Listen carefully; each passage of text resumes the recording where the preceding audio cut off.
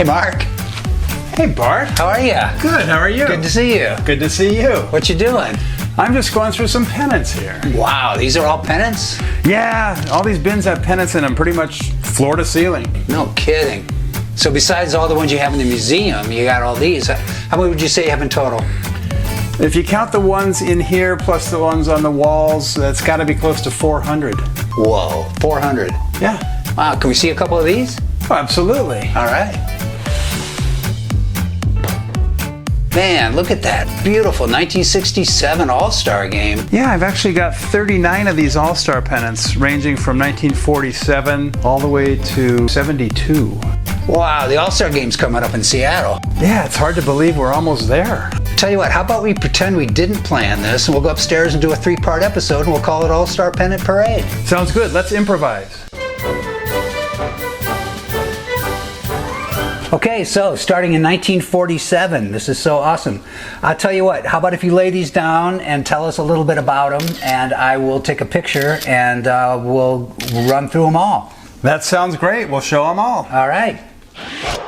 Just in general, I'll say this up front, All-Star Game pennants are very tough to find because in most cases they were created for a single day event. Yeah, I can imagine. This is the earliest pennant I have, dating back to 1947. It's got what we call a double scroll. It's got the National League and the American League with the players' names listed. And just looking at the names, DiMaggio, Williams, Feller, Boudreau, I'm not surprised that the American League won this one 2-1. The names are a little more impressive than the National League. Yeah, they must have hit up Warren Spahn there a little bit, huh? I'm guessing so. Very cool. And it's kind of odd to see Hank Greenberg listed as the National League representative because he's so famous for having played for the Tigers. Anyway, that's my earliest one. Love it. 1947. So in 1948, these are cool. They're so whimsical. Yeah, these have a lot of charm in their simplicity. Yeah, and I noticed that some say the city, some say the name of the team, the nickname. Yeah, it just goes to show how things weren't as regulated back then. This would never fly today, as you can imagine, but for some of them to say Pitt instead of the Pirates, I guess they just wanted what would fit best on that little baseball. Yeah, I love bums. As I said, wouldn't fly today, but it's pretty charming in its own right. Very charming. 1948. 1949. This one is a toughie. It's probably my most valuable one. Really? Yeah, it's got some heavy-hitting names on there. Musial, DiMaggio, Ted Williams, and Jackie Robinson. It was Jackie's second year, and it says American and National League baseball stars. So that's kind of unusual that they would lump it all into one pennant. I like the star design. It's like, ushering in the 50s kind of look. Yeah, it really has that great period look, and to have those names on there and considering the rarity, it's probably, probably my favorite one. 1949. And I don't have to guess on this one. It says 1950. Wow, there's a lot going on in this one. Yeah, as you can see, this is from the 1950 All-Star Game at Comiskey Park in Chicago, cavernous stadium that it was. And again, we have the double scroll, but this time in the form of an open book, which is pretty cool. And that really neat vignette kind of shows the batter and the catcher with the star in the background. I just noticed the pitcher over here is part of the scene as well. So yeah, I just noticed that too. The pitcher, and there comes the ball, and then the stupid umpire in the way, blocking the all-star catcher. No kidding, that's beautiful. 1950. 1951 now, but Briggs Stadium. Is that Detroit? Yeah, later to be known as Tiger Stadium.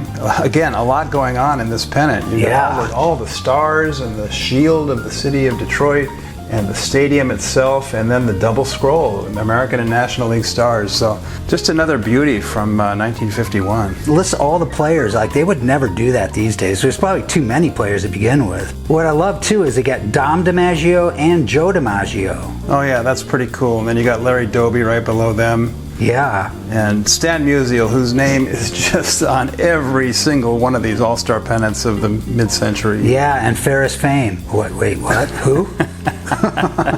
Cool. cool. And then here's another one from 1951, you say? Yes, this one is also from 51. It's not dated, but we know it to be as such. So they would have sold two different pennants at the same game. It's possible that one was sold inside the stadium and the other one was sold outside the parking lot by a street vendor. Ah. But what really makes this one is Ferris Fane's name on it. Yeah, he's a little more featured. Yeah. And this guy making the catch with a slightly constipated look. I think the ball's going to glance off his glove the way I'm seeing it. Yeah, it looks like just before the terror of being hit in the face with a baseball. Yeah. That's why the scowl. I get it now. Well, I love the design. 1951. So where are we? 1953? And I gotta say, these are amazing. And I just gotta tell you guys that as I'm sitting here with Mark, I'm seeing these for the first time as he rolls them out, and they're just spectacular. They're both the same graphics, but slightly different colors. National League, American League, with the scrolls again, with Ted Kluszewski and Pee Wee Reese and Mickey Mantle, Yogi Berra, and the American League, and just so 50s looking with the characters and the stars. Just absolutely stunning. You nailed it. This is mid-century magic at its best. Love it. 1953. So 1954, we can see we have the famous Cleveland Indian that probably wouldn't fly these days. Yeah. Yeah, Chief Wahoo has taken a permanent vacation, Yeah. but a great pennant nonetheless. Yeah, beautiful pennant. And I see at the top there, Minnie Minosa. I remember that name. I always thought that was funny when I was a kid. I think he has the distinction of having played in 4 different decades No kidding. and recently inducted to the Hall of Fame just this year. Well, it's very cool. Love it. This one is probably not an authorized pennant that was sold at the stadium. I have a feeling this was either a bootleg or just one that was done by a street vendor, because it's much, much tougher to find this one than the one we just showed you with Chief Wahoo. There's probably 15 of those for every one of these that exists. Super rare one. Yeah, I can't tell if that's dirt he's sliding in or if he just has a compound fracture of his leg. I can't tell, but yeah, it's a little crude, but very cool. Let's call it a cloud of dust. Okay, a cloud of dust. 1954 American and National League. So now we're into 1956, as I see under the Capitol Dome. So this obviously was in Washington, D.C. Yeah, this one was played in DC, and that was their logo at the time. Kind of an odd logo with this hat hanging on the spike of the dome, but I noticed it says the home of the Washington Nationals, which is what they are now, but 2 pennants ago it said the Senators. you know, they have had the name Senators and Nationals intermittently throughout the years. It seems like they could never settle on one or the other. I think the earliest name was the Senators, but throughout their history they've been referred to as the Nationals. That's the case right now. Who knows if it'll go back to Senators someday. So we got the Capitol breaking through the baseball and the hat on top of the dome, and just really fun. Beautiful pennant. 1956. So now, All-Star Game St. Louis Mo 1957. You're starting to get guys like K-Line in there. There's Minnie Minoso again, and Casey Stengel was the manager. This one's a beauty. I love the jet black felt because those red and green colors really pop. Yeah, against the they black. do. Yeah, and they're kind of pastel-y, but they pop. It's like really mid-century looking. Yeah, the black felt really sets it off, and this has always been one of my favorites too.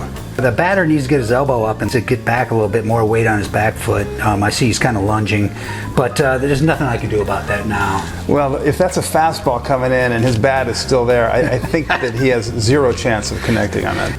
So the American League version, no disrespect to the National League, but this one is killer for the American League 1957. Look at the detail in Sportsman's Park. I guess they were calling it Busch Stadium by now. The bird mascot looks like he's got a chip on his shoulder. The original Angry Bird.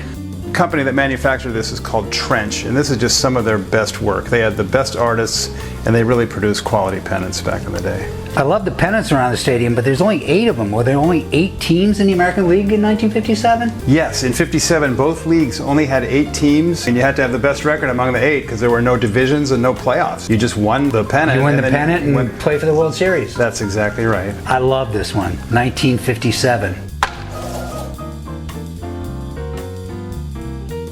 1958 National League All-Stars. I see they use a lot of the pink in them, which is cool. Yeah, the Trench, again, they love the pink paint, and they did a masterful job with Municipal Stadium in Baltimore. It just looks so detailed and amazing. And of course, the Oriole bird mascot is, he's got some mischief up his sleeve, it looks like to me. Yeah, he reminds you a little of a Heckle and Jekyll, or some cartoon bird comes to mind. Yeah, you know, they were magpies. I always assumed that they were crows, but they were mischievous magpies. They were the Baltimore Magpies? No, the Heckle and Jekyll. Oh, okay. Well, I love this one. Beautiful. 1958 National League.